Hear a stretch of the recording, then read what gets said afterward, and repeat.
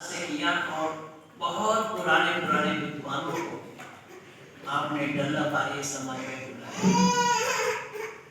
पंडित गंगाधर शास्त्री, मैं एक बार था,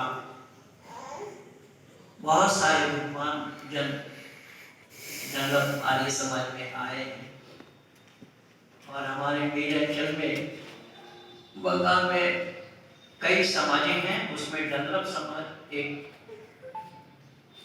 बहुत ही कर्मठ आर्य समझ रहा है। फैक्ट्री बंद हो जाने से तो परेशानी हुई है सबको।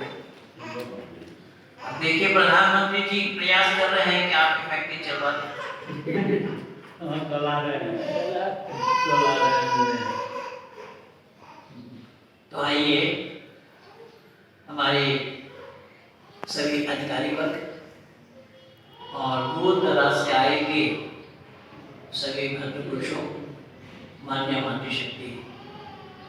देखिए मेरे टच में बशीरहाट से कितना बजे निकले होंगे अंदाजा लगाइए, यहाँ एज में शामिल हुए और छोटा बच्चा बोल रहे।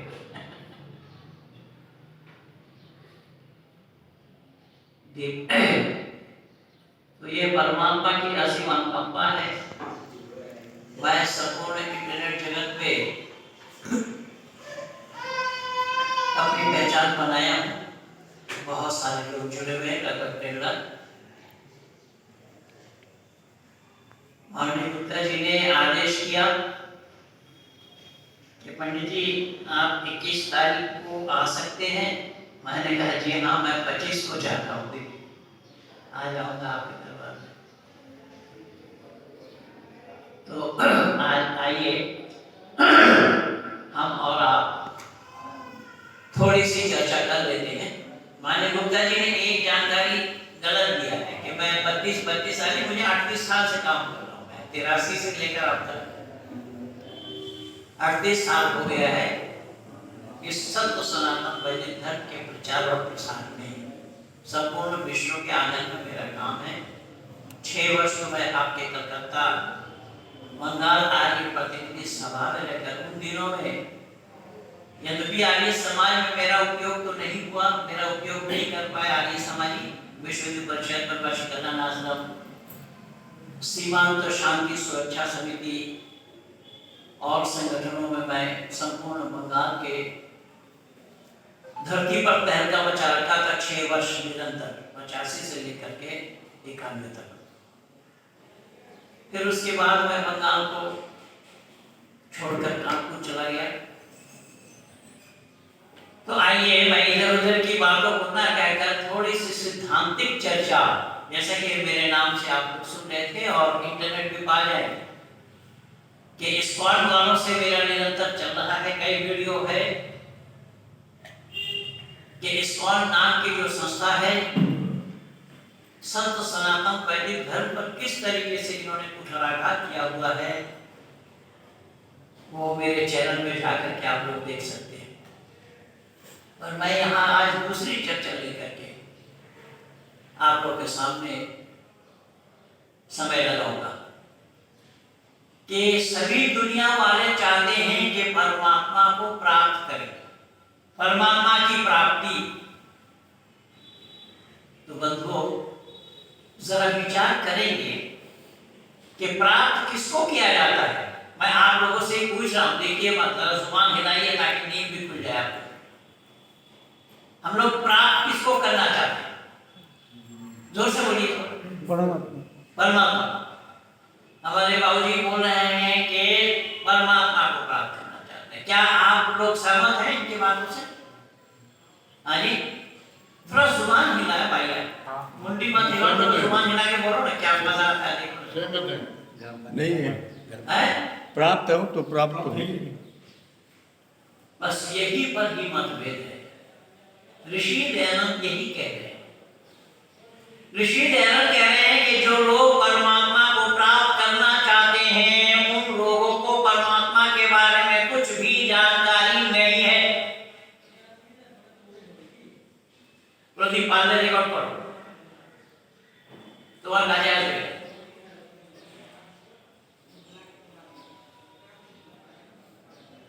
ऋषि दयानंद के विचार को जरा देखिए। संदेशा दे रहे हैं।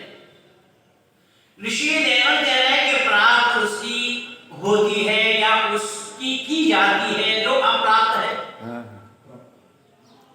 जहां सहमत ना हो एक टोक देना भाई। ठीक है।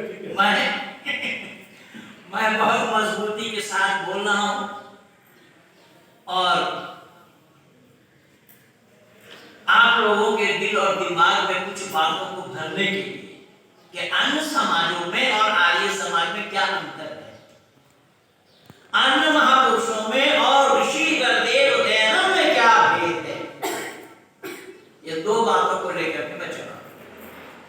ऋषि गुरुदेव दयानंद कह रहे हैं कि जो वस्तु प्राप्त नहीं है उसकी प्राप्ति की जाती है, उसके लिए प्रयास किया जाता है। ऋषि कह रहे हैं परमात्मा अप्राप्त नहीं है, प्राप्त उसको। बोले कैसा? तो ऋषि ने वेद का हवाला दिया, ईशावास्यमिदं सर्वम, वो ईश्वास करने वाला है हर जगह, कोई ऐसा जगह खाली नहीं कि जहां पर परमात्मा ना हो। अर्थात जल में, स्थल में और गगन में हर जगह मौजूद होना, उसका नाम सर्वव्यापक। तो ऋषि वेद का हवाला देकर के बतला रहे हैं, ईशावास्यमिदं सर्वम, ईश्वास करने वाला है सब जगह, उससे कोई जगह खाली नहीं। जब उससे कोई जगह खाली नहीं तो फिर हम प्राप्त किसको करना चाहते? ऋषि कह रहे हैं कि ये दुनिया वालों की बहुत बड़ी भूल है। माफ कीजिएगा, मैं नहीं कह रहा। ऋषि के विचार ये है कि दुनिया वालों की बहुत बड़ी भूल है और वो भूल है अज्ञानता की। यानी ऋषि के दृष्टि में सब अज्ञानी है। मैं सीना ठोक करके दावा के साथ कहता हूं, कहूंगा नहीं, मैं प्रमाण करके रखा हूं अपने चेहरे में। ऋषि कह रहे हैं कि वो लोग बड़े भोले हैं, वो लोग बड़े नादान हैं जो लोग परमात्मा को ढूंढते हैं। क्यों? तो फिर ऋषि ने वेद का प्रमाण, तज्जति तन्नयति तद्दुरे तद्वंति के। ऋषि कह रहे हैं दुनिया वालों, कौन है वो परमात्मा पहले जान लो, फिर उसको ढूंढना बाद में। बगैर जाने तुम किसको ढूंढ रहे हो? जिसको तुम ढूंढ रहे हो उसकी जानकारी तुम्हें है क्या? अगर जानकारी नहीं तो वो सामने से निकल भी जाएंगे, तुम पकड़ नहीं पाओगे, जान नहीं पाओगे, समझ नहीं पाओगे। इसलिए ऋषि वेद का ही हवाला दिया और वेद का प्रमाण देकर के ऋषि बता रहे हैं, तज्जति ना ही जाती, परमात्मा नजदीक है और दूर से भी दूर है। दूर भी है, पर दूर से भी दूर है और नजदीक से भी नजदीक है। ऋषि कह रहे हैं बस यही तो अज्ञानता तुम्हारे में है कि तुम नजदीक में जानने के लिए भी ज्ञान चाहिए और दूर क्यों है उसके भी लिए ज्ञान चाहिए। ज्ञान के बिना परमात्मा का पाया जाना संभव नहीं। जब ज्ञान के बिना परमात्मा का पाया जाना संभव नहीं है तो तुम लोग ज्ञानवान बनो, ज्ञानवान बन करके ही परमात्मा का सानिध्य लाभ कर सकते हो। अगर तुम ज्ञानवान नहीं बनते हो तो परमात्मा का सानिध्य लाभ होना संभव नहीं है। ऋषि कह रहे हैं कि परमात्मा नजदीक से भी नजदीक है और दूर से भी दूर है। हम लोग कह रहे क्या बात है, एक परमात्मा वो नजदीक से नजदीक और दूर से दूर कैसे हो जाएगा? ऋषि कह रहे हैं ऐसा ही होगा। बोले कैसा? बोले तुम जो देखना चाहते हो पहले तुम्हें ये जानना पड़ेगा कि परमात्मा आंख का विषय नहीं है। परमात्मा आंख का विषय नहीं है। लोग देखना किस चीज से चाहते हैं? आंख से। जब वो परमात्मा आंख का विषय नहीं है तो फिर आंख से देखा जाना संभव क्यों और कैसा होगा? ऋषि कह रहे हैं कि संभव ही नहीं है। ऋषि दयानंद दुनिया वालों से कह रहे हैं, दुनिया के लोगों,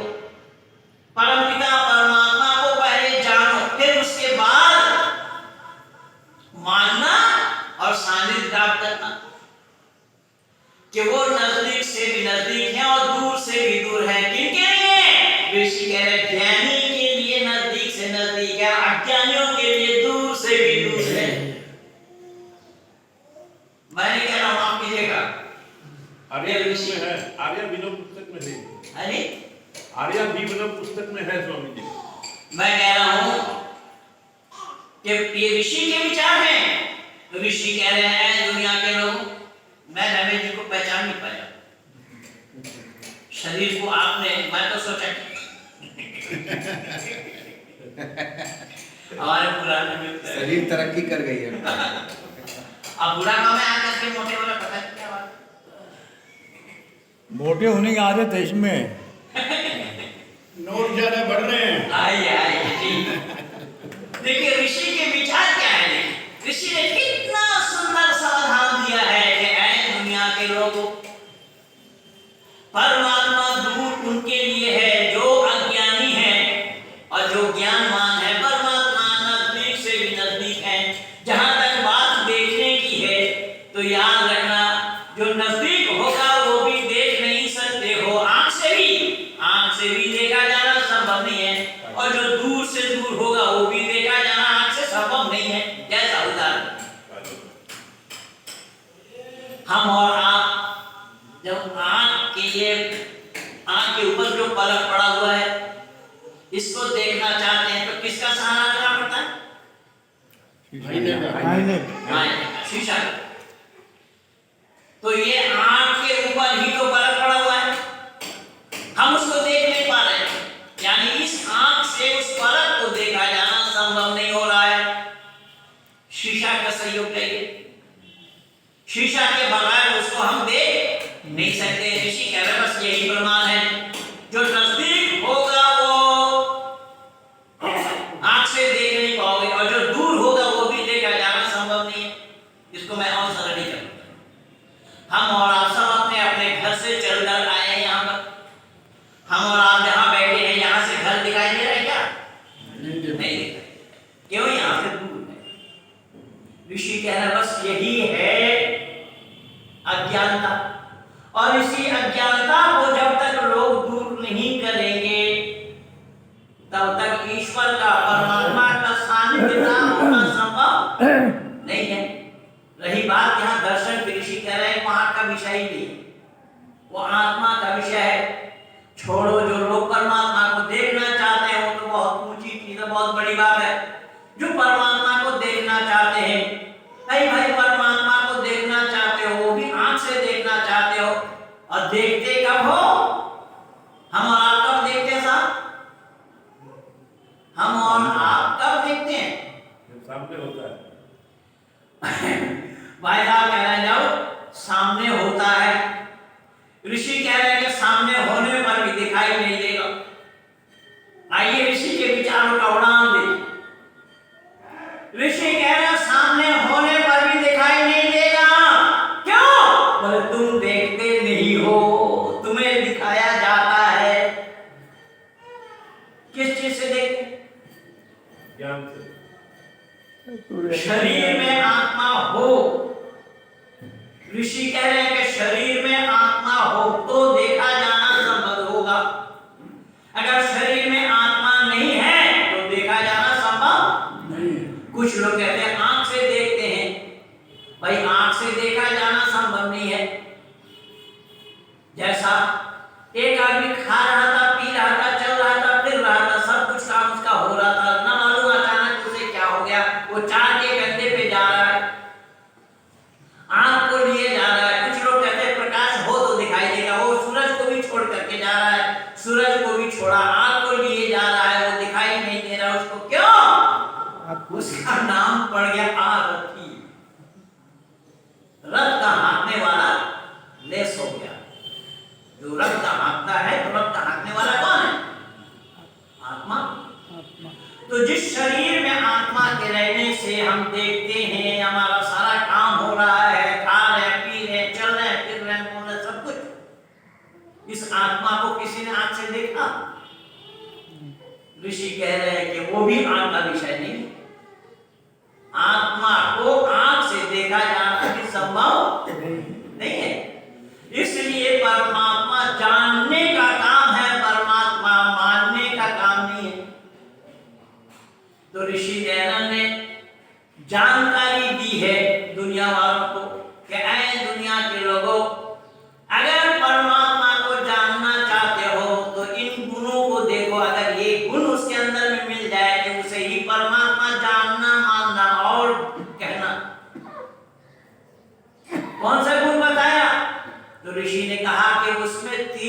है, सत्य चित्त और आनंद स्वरूप है, जिसको सच्चिदानंद स्वरूप कहते हैं। जीवात्मा में दो गुण है, जीवात्मा सत्य और चित्त है, लेकिन आनंद स्वरूप नहीं है। प्रकृति एक गुण वाला है, प्रकृति केवल सत्य है, उसमें चेतनता नहीं है। ऋषि कह रहे हैं कि वो परमात्मा सत्य चित्त और आनंद स्वरूप है, और सत्य चित्त आनंद स्वरूप होने के कारण ही वो परमात्मा है। इसमें से एक गुण निकाल लो तो परमात्मा बनना संभव नहीं। एक चीज अगर उसमें से कमी आ जाए, एक चीज की भी कमी हो, तो वो परमात्मा का होना संभव नहीं होगा। तीन गुण वाला है परमात्मा, सत्य है, चित्त है और आनंद स्वरूप है। अब यहां इस्कॉन वालों ने कृष्ण को ईश्वर माना।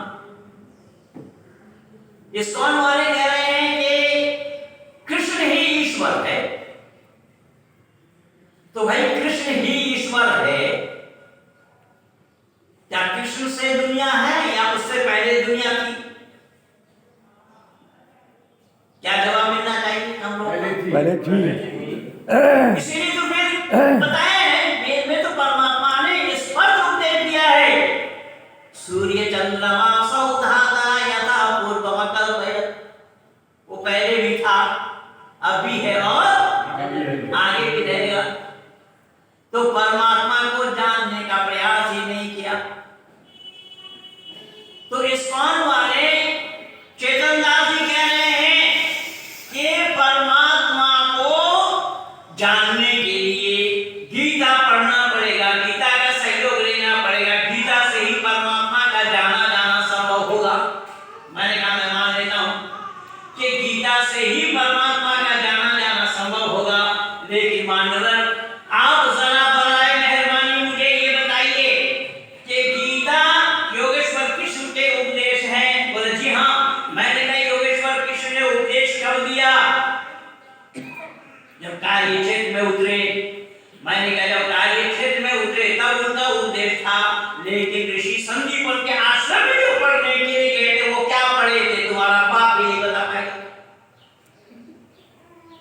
वो गीता भी पढ़ाने की बात है, गीता तो उनका उपदेश है, वो पढ़ने गए थे वेद।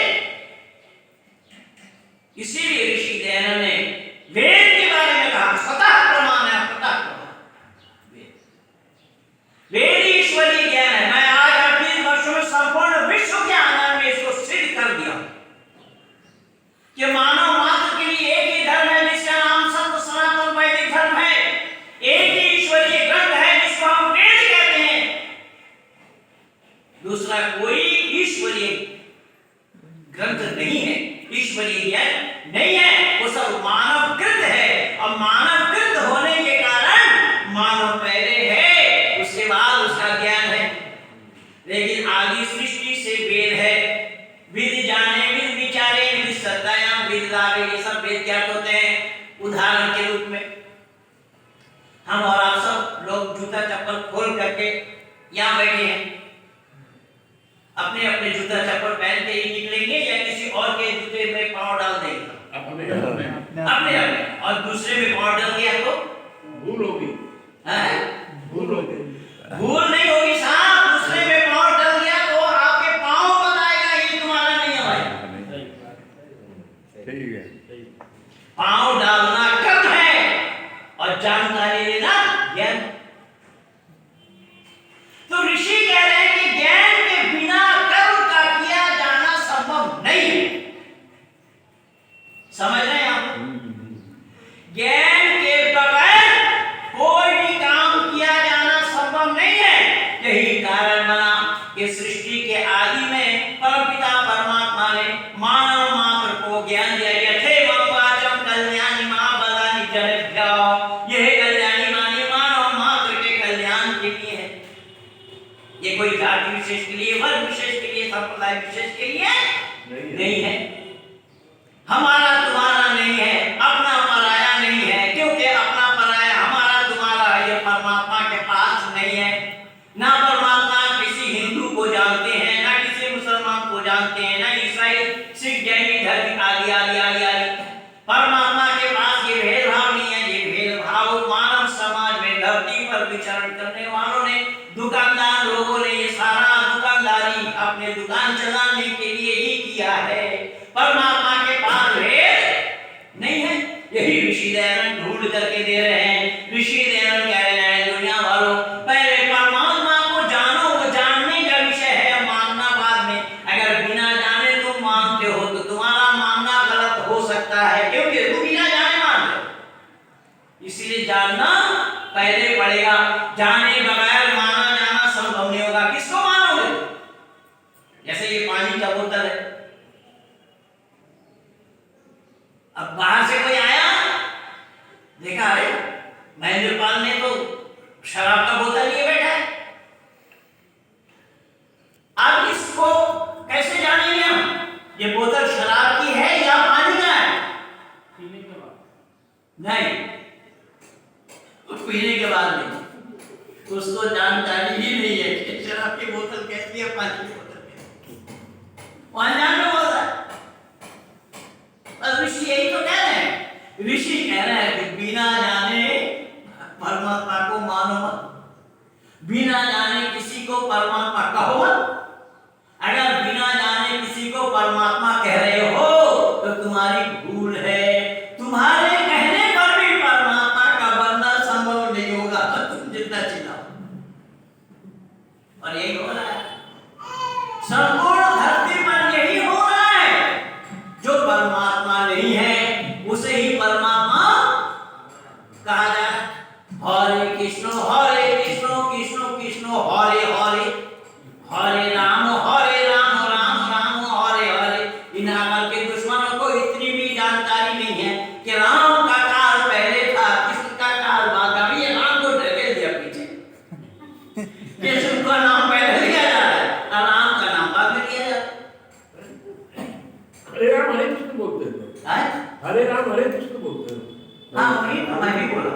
पहले राम ही बोल रहे हो लोग। इस्कॉन में मैं कृष्ण बोल रहा हूं। भाई बेटा मैं जान करके बोल रहा हूं। मैं इस्कॉन में हरे कृष्णा हरे राम हरे राम उसको डिस्कशन करने में तकलीफ क्या हो रही है आपको? नहीं वो कृष्ण बोल मैं रहे बोल रहा हैं। हूं, हम सुना है बोल के बोल रहा हूं। ठीक है, क्या भी करता है आप ठीक है।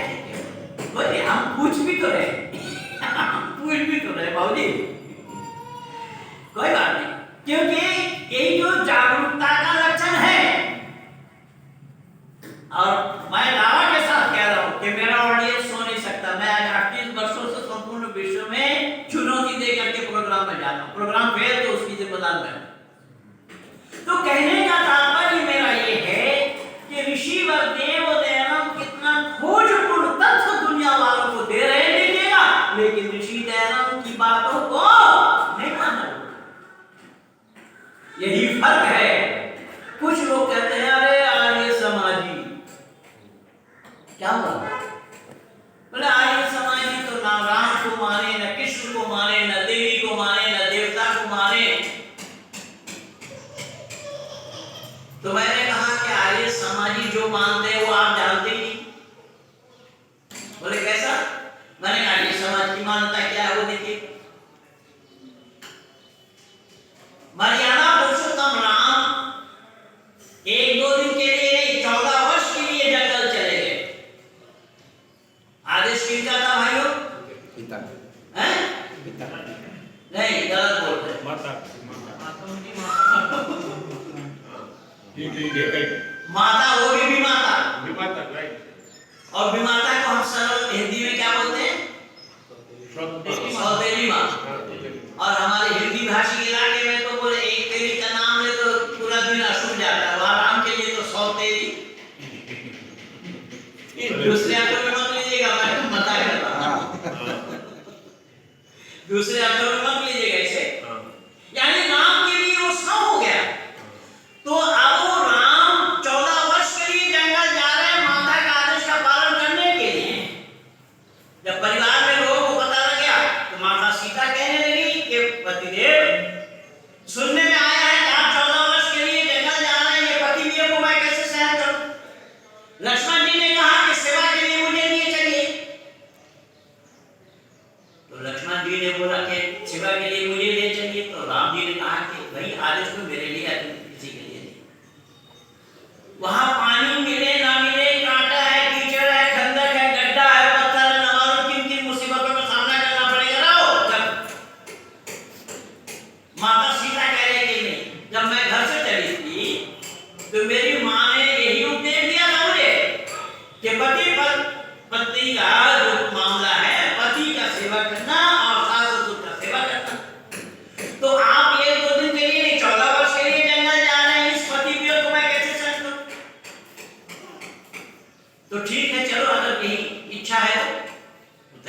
कितने लोग जा रहे हैं? 3 लोग जा रहे हैं। 3 लोग परिवार से तैयार हो रहे हैं 14 वर्ष के लिए जंगल जाने का, कि जंगल में जाना है। लेकिन लक्ष्मण की पत्नी, क्या नाम था? उर्मिला। उर्मिला को पता लगा तो लक्ष्मण जी को बुलाकर कहने लगे कि सुनने में आया है आप भाई भाभी भैया भाभी के साथ 14 वर्ष के लिए जंगल जा रहे हैं, तो इस पति की को मैं कैसे सहन करूं? लक्ष्मण ने कहा भाई मुझे मालूम नहीं, मैं भ्राताश्री से अनुमति लेता, उनसे पूछता हूं। फिर राम तो आ गए वापस कि भ्राताश्री मेरी पत्नी उर्मिला भी जाना चाहती है। राम जैसे दयालु, राम ने कहा कि भाई हम 3 तो जा ही रहे, 4 हो जाएंगे, उनको भी तैयार होने के लिए। देखिए हम आर्य समाज का पक्ष क्या है, ऋषि दयानंद का पक्ष क्या है, वो पक्ष मैं दे रहा हूं। जब लक्ष्मण जी वापस आए और उर्मिला से कहा कि ठीक है चलो तैयार हो जाओ, तो मां उर्मिला, माता बहनों आप जैसे एक मां वो भी थी। उर्मिला कह रही है मैं नहीं जाऊंगी, मैं नहीं जाती। अरे भाई तेरे कहने पर ही तो मैं अनुमति लेकर कहती नहीं जाती। तो बोले साहब देखिए आप तो जा रहे अपने बड़े भाई और भाभी के सेवा के लिए, और मैं भी चल दूं, तो आप इसी पति पत्नी के प्रेम में मोहब्बत में आ करके अगर बड़े भाई और भाभी की सेवा करना छोड़ देंगे, इससे जो पाप लगेगा उसके भागीदारी कौन है? ये रामायणी इस पक्ष को जानता भी नहीं है। मैं दावा करता हूं जो लोग रामायण का पाठ करते हैं उन लोगों को इस पक्ष के बारे में कुछ भी जानकारी नहीं है, वो जानते ही नहीं है सच्चाई। ऋषि दयानंद इन्हीं सच्चाई को उजागर किया है। क्या है दुनिया के लोगों, सही क्या है और गलत क्या है, इसका निर्णय केवल राम राम चिल्लाने से, धूप धूनी देने से बात नहीं बनेगी।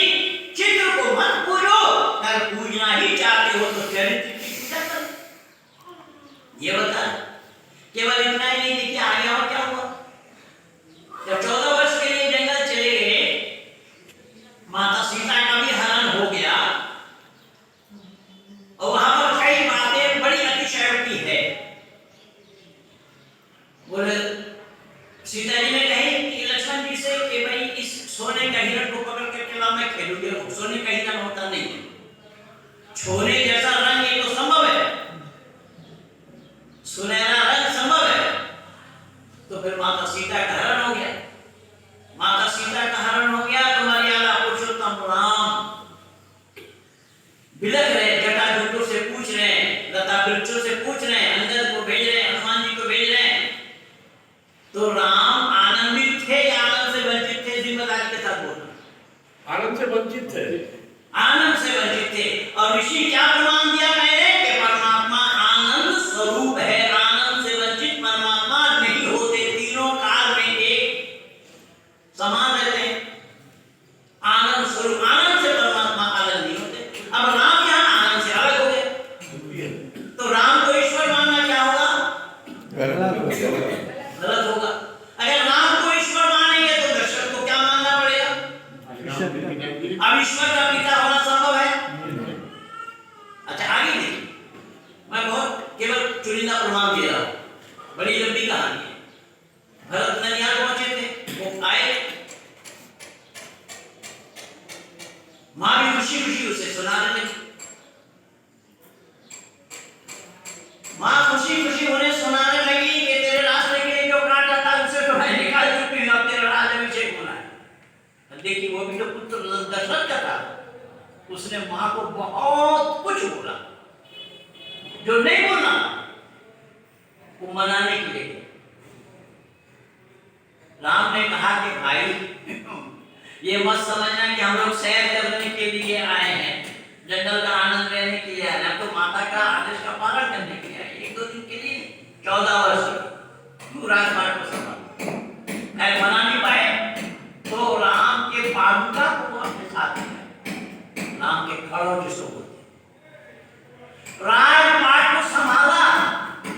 भरत ने व्यवस्था को देखा, किंतु ये अधिकार मेरा नहीं है, इसे याद रखने के लिए उन्होंने राम के खड़ा हो सामने रखा।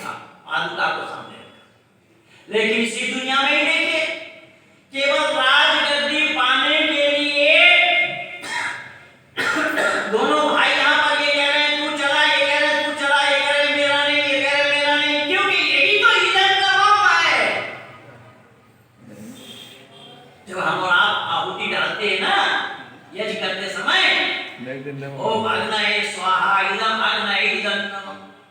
ऋषि कह रहे हैं कि ये मेरा नहीं है। तो क्या बोला? राम जी कह रहे हैं ये मेरा नहीं है अधिकार, भरत जी कह रहे हैं मेरा नहीं है।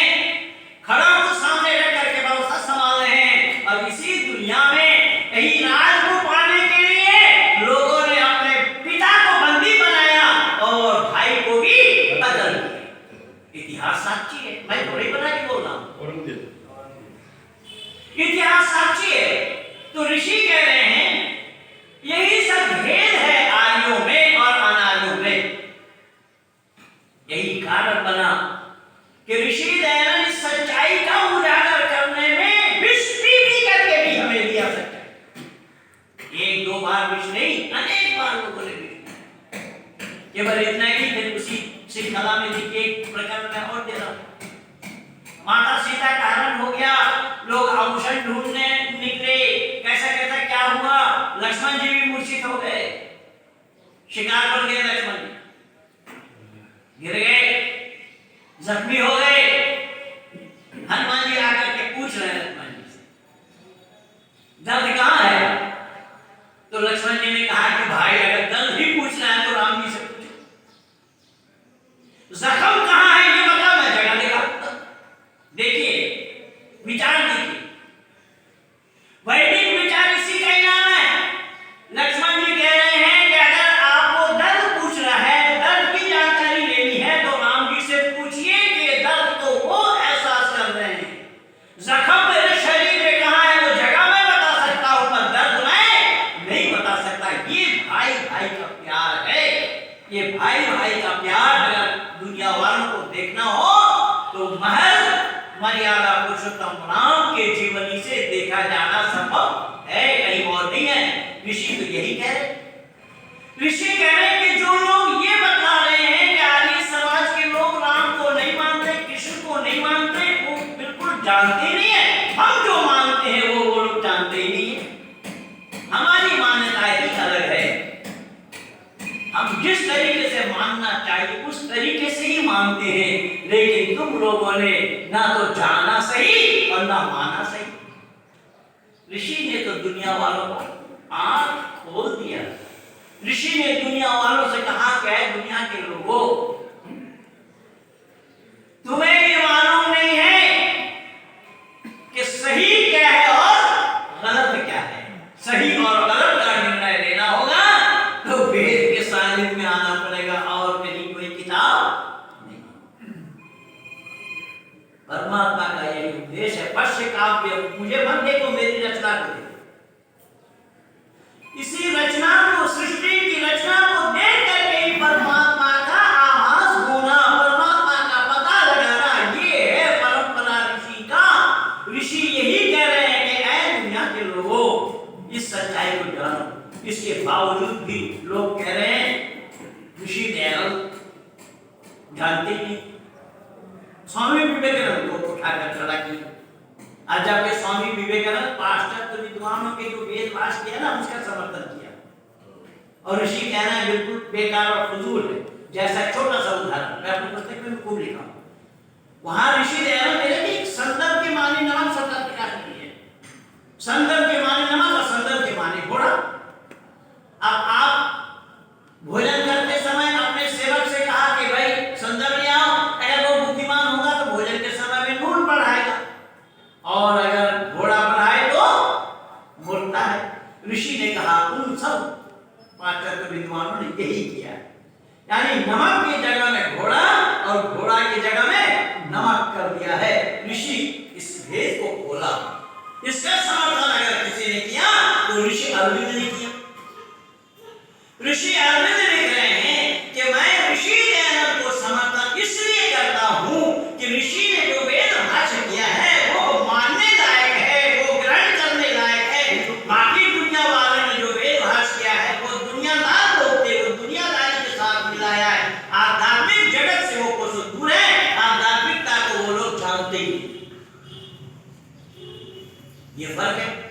इसके बावजूद भी लोग कहते हैं अरे आर्य समाज तो केवल खंडन कर रहा है, जबकि मैं जिम्मेदारी के साथ बोल रहा हूं, मैं खंडन नहीं करता, ना आर्य समाज किसी का खंडन किया। खंडन के माने होता है चूर चूर कर देना, डिमोलिश कर देना, ध्वंस कर देना, तबाह कर देना। आर्य समाज ने ऐसा आज तक नहीं किया। तो ऋषि दयानंद का करने का मतलब क्या? आज तक किसी आर्य समाजी ने मूर्ति को तोड़ते देखा है? भाई मूर्ति तोड़ते वही लोग हैं जो मूर्ति को बनाते हैं, चिल्लाते मां मां करके 10 दिन 9 दिन 10 दिन खूब चिल्ला रहे हैं और पानी में डुबोने में जरा सरगोश नहीं कर रहे, तो कौन कर रहा है सब काम? ऋषि यही कह रहे हैं। ये हिंदू तो मां के खातिर है, अपने मां के हत्यारा है, खुद मां कह रहे हैं और उसको पानी में डुबो रहे हैं। ऋषि दयानंद की बातों को दुनिया वालों ने जाना ही नहीं, मानना तो दूर की बात। छोटा छोटा उदाहरण है। ऋषि दयानंद का प्रवचन चल रहा है पूना में, 15 प्रवचन निरंतर हुए हैं। उन प्रवचनों के जो विचार है, पुस्तक बनी, उसकी 2 नाम, उपदेश मंजूरी और पूना प्रवचन, 2 नामों से वो विचार पुस्तक में दिया हुआ है। तो ऋषि के विचार ऐसे चल रहे थे, जो लोग ऋषि दयानंद के विचारों से सहमत नहीं थे, ऐसे लोगों ने सभा में पत्थर फेंकना चालू कर दिया, पत्थर मार रहे। जब पत्थर एक के पास गिरा तो वो उसको उठाए, स्वामी जी आज तो लोग पत्थर फेंक रहे हैं। स्वामी जी ने पूछा क्या कर रहे हैं? पत्थर फेंक रहे हैं। स्वामी जी विचलित नहीं होते और कह रहे हैं, अरे भाई मैं तो इन लोगों से कहता हूं कि पत्थर पूजो मत, वो पूजने की सामान नहीं है, वो फेंकने की वस्तु है। देखो आज हमें आप फेंक रहे हैं। ये जो बुद्धिमत्ता है, ऋषि दयानंद की इस बुद्धिमत्ता का शुक्रिया हम अदा करते हैं। उन लोगों ने जाना नहीं बुद्धिमत्ता का दाद देना। ऋषि व देव दयानंद का आगमन अगर न हुआ था तो आप लोग भी मौलाना महबूब अली को बेहतर पदारी नहीं बना सकते। यही वो किताब है। मेरा वीडियो में लगा हुआ है, वो उर्दू वाली सत्ता, उस समय तो मैं हिंदी जानता ही नहीं है। तो मेरे कहने का तात्पर्य ये है कि ऋषि ने ऐसे विचारों को खोल खोल करके जनमानस के सामने प्रस्तुत किया है कि दुनिया के लोग, हमें निर्णय लेना है सही और गलत का। इसलिए ऋषि दयानंद ने अपने आर्य समाज के नियम में भी लिखते हैं, 4था नियम में लिखा है, सत्य को धारण करने में और असत्य को छोड़ने में सर्वदा उद्धत रहना। किसको? मानव। अगर सत्य को मानव धारण नहीं करता है, वो मानव कहलाने के हकदार नहीं होंगे। मैं दावा के साथ कहता हूं, मानव में उनकी शुमार नहीं होगी जो सत्य को धारण नहीं करता। मानव में उसकी गिनती नहीं होगी जो सत्य को धारण नहीं करता। इसीलिए ऋषि ने बहुत स्पष्ट शब्दों में लिखा, सत्य को ग्रहण करने में और असत्य को छोड़ने में सर्वदा उद्धत रहना चाहिए। केवल इतना नहीं, अब जो लोग पत्थर फेंक रहे थे ना, उन लोगों ने क्या किया? उन लोगों ने एक आदमी को नकली दयानंद बनाया। देखिए क्या क्या तमाशा ऋषि दयानंद ने झेला। नकली दयानंद बनाया, जिसके मुंह में पूरा चूना और काली लगा दिया और गधा के ऊपर उठा करके उसको शहर में घुमा दिया। ऋषि दयानंद के अनुयायियों ने इस दृश्य को देखा, भागते दौड़ते हुए स्वामी जी के पास आए। स्वामी जी आज तो खत्म हो गया शहर। स्वामी जी ने क्या बात है? पर एक आदमी को नकली दयानंद बनाया, उसने पूरा मुंह में चूना और काली लगा दिया और गधा के ऊपर उसे बिठाया और शहर में घुमाए। स्वामी जी ने जवाब दिया, अरे जो असली दयानंद है वो तो तुम्हारे पास सही सलामत बैठा है, और जो दयानंद नकली बनने का प्रयास करेगा उसकी यही दशा होगी। अच्छा, मैं आप लोगों से ये पूछूं कि गधा पर बैठ करके घूमने वाला दयानंद असली था या नकली? ऋषि यही कह रहे हैं। ऋषि यही कह रहे हैं कि जो असली दयानंद है, असली दयानंद के मुंह में चूना और काली कौन लगा सकता है भला? जो दयानंद नकली बनने का प्रयास करेगा उसकी यही दशा होनी। ये है ऋषि देव दयानंद के विचार। ऋषि का आगमन अगर न हुआ होता तो आज ना हम होते ना आप होते। सही पूछिए। इसलिए तो बहुत लेखकों ने बहुत कुछ लिखा है कि 100 बार जन्म लेंगे, 100 बार फना होंगे, एहसान दयानंद के फिर भी ना अदा होंगे। लेकिन दुर्भाग्य तो यहाँ है कि आज दयानंद को पढ़ना नहीं चाहते। दयानंद को पढ़ना नहीं चाहिए। अभी पिछले रविवार को बंगालियों की एक सभा उसमें मुझे बुलाया, तो मैंने ऋषि दयानंद और विवेकानंद बच्चे वाले को दूध का व्यवस्था करवा दो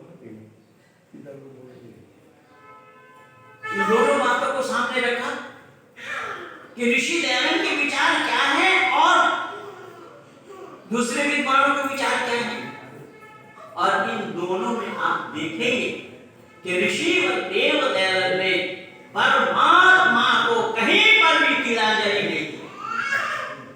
हर जगह ऋषि दयानंद परमात्मा को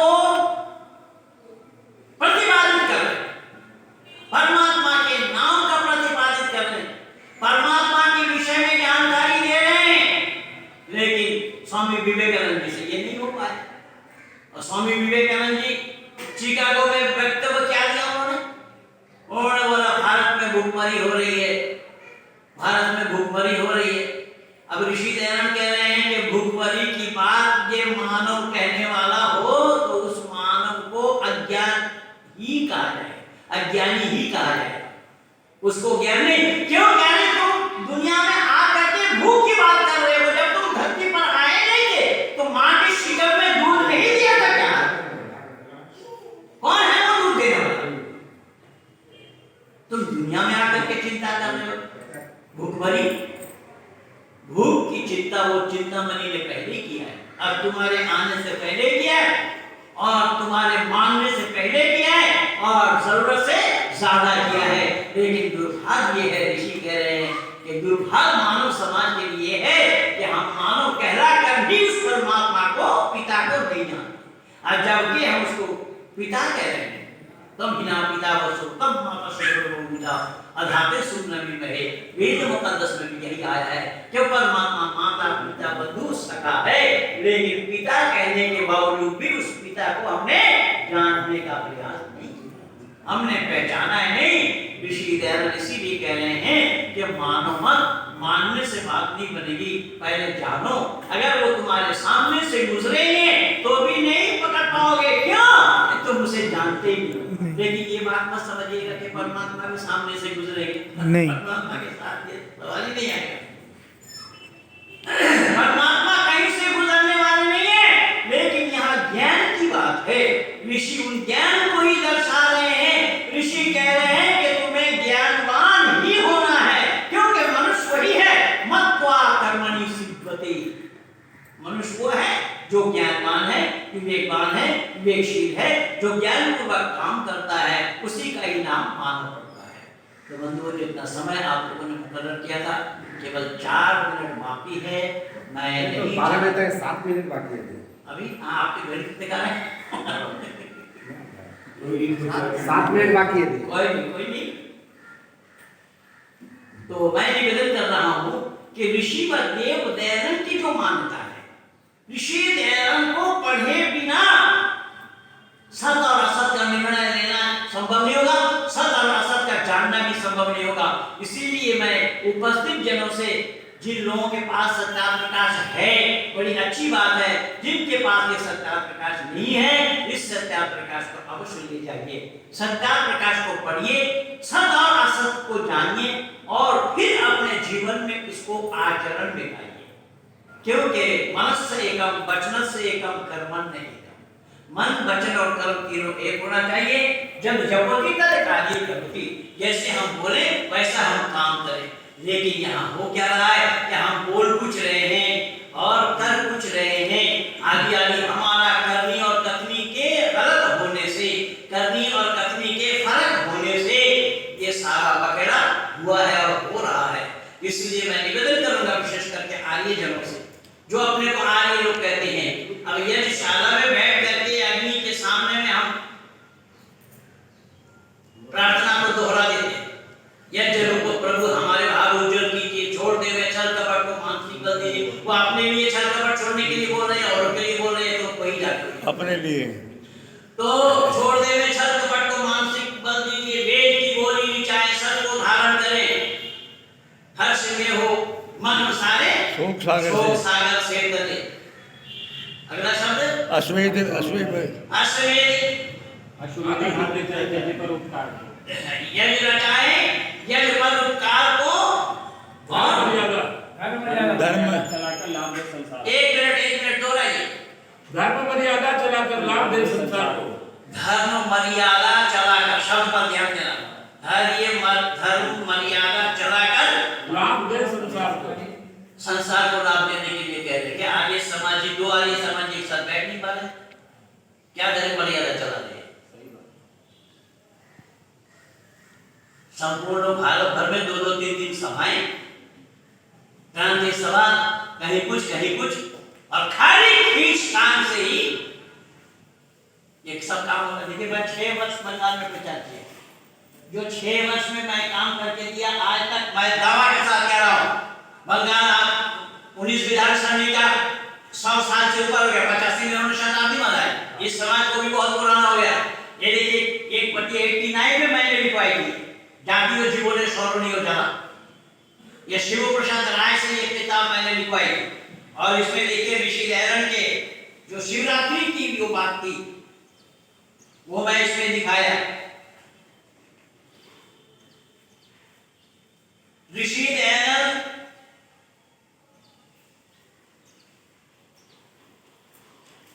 किस तरीके से शिवरात्रि का व्रत मना रहे हैं, ऋषि दयानंद किस तरीके से शिवरात्रि का व्रत मना रहे हैं, और उसी शिवरात्रि के व्रत में देखिए यह उसी वही शिवलिंग जो चूहा के कई बार चढ़ते हुए ऋषि दयानंद देखा था। यह पुस्तक मैंने प्रयास करके छपवाई थी, लिखवाई थी ज्ञान प्रकाशनी से, लेकिन आर्य समाज के पास इतने विद्यालय हैं, एक भी विद्यालय ये पुस्तक आर्य समाज नहीं कर रहा है। और ये काम किसी आर्य समाज ने करके भी नहीं किया, मैं दावा करता हूं। तो बहुत बड़ी बात हो रही है कि हम लोग बनावटीपन ज्यादा कर रहे हैं, काम कम हो रहा है, और जो काम कर रहे हैं उनको सहयोग नहीं दिया जा रहा है, उनकी खींचतान हो नहीं। माननीय प्रधान जी, मैंने कहा मैं आपको उस गुरुकुल को भी देखा है इतनी बार जो आपने वहां बनाया है। कहाँ? गोलाघाट नहीं, खड़गपुर गौशाला में गौशाला जी।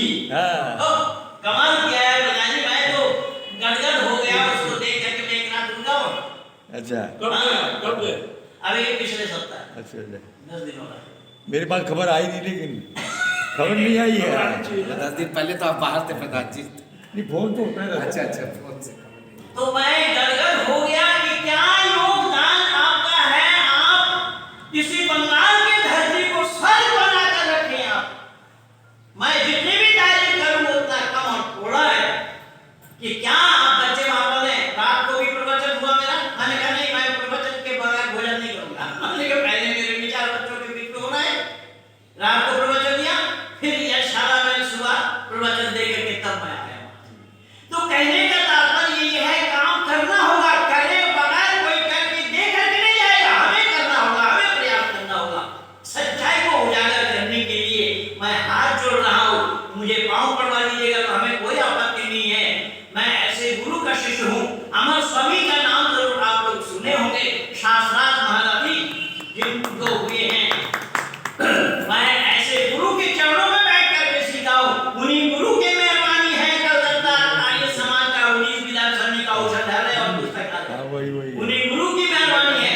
खैर, तो मैं आप लोगों से हाथ जोड़ रहा हूँ, विनती कर रहा हूँ कि हो सके तो उस गुरुकुल को आप लोग भी एक बार देख करके आइए कि माननीय प्रधान जी ने क्या फल बनाया। जंगल गांव एकदम इंटीरियर, एकदम गांव से बाहर सर्वमय वातावरण है।